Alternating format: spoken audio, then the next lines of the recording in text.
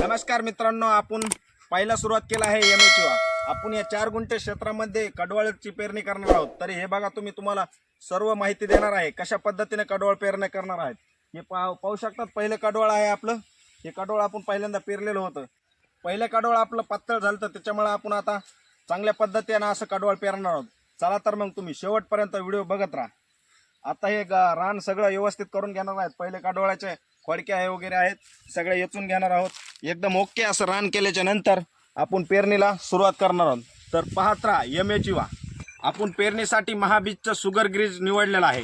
हे सहजपणे तुम्हाला कोणत्याही कृषी केंद्रावरती उपलब्ध होईल। आता आपण पाळी घालून खोडक्या याचायला सुरुवात केली। काही शेतकरी काय करतात, तशाच रानामध्ये खोडक्या ठेवतात, त्याच्यामुळे उगवण शक्ती चांगली होत नाही। चांगल्या प्रकारे उगवण शक्ती होण्यासाठी अशा प्रकारे रानाची मशागत सुद्धा झाली पाहिजे।